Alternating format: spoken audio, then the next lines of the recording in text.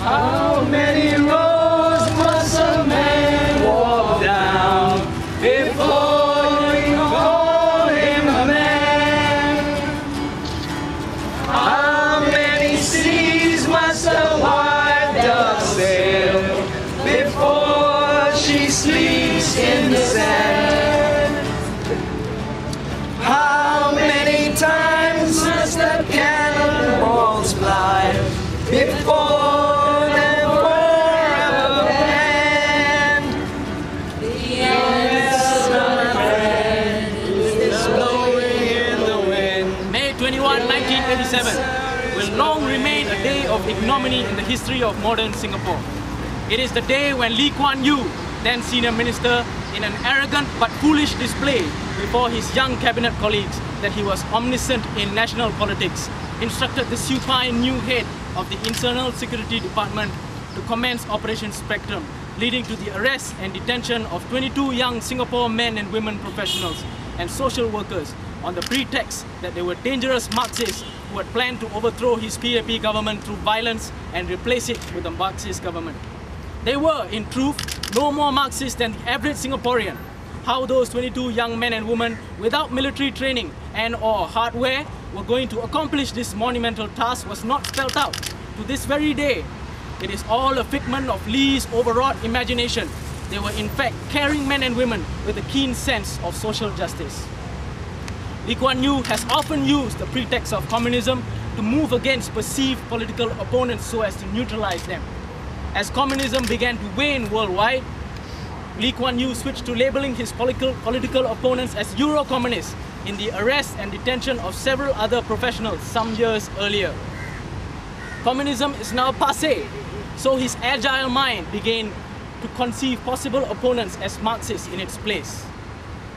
On 21 May 1987, 22 young men and women were arrested on the allegation that we're trying to overthrow the PAP government through violence and replace it with a Marxist government. They were and are serious charges.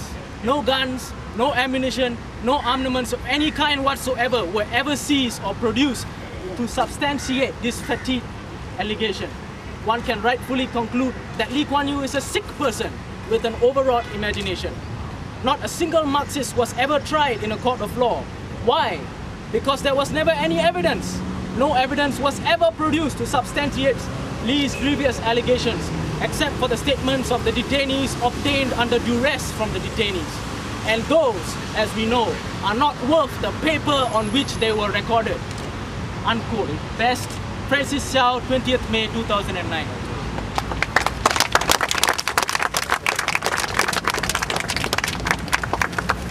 This is a print from the Straits Times on May 27, 1987.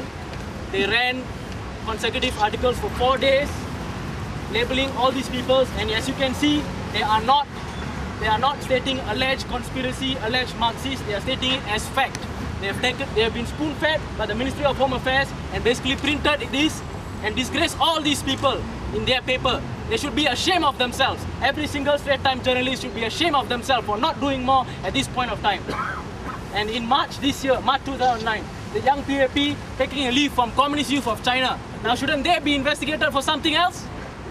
But no, it is only the enemies of Lee Kuan Yew and the enemies of PAP that are branded this and that and put into detention and tortured. If you stand with them, nothing will happen to you.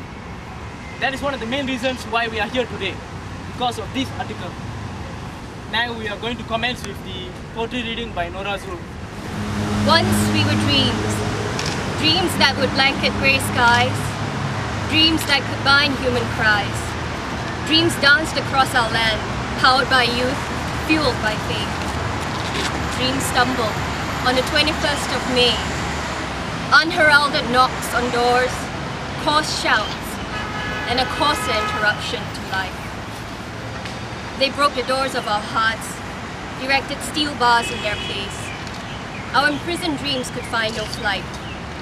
Cold waters splashed in air-conditioned dinky rooms, shivering bodies in various states of undress, freezing dreams. Sudden stinging slaps, snappy heavy blows, fracturing dreams.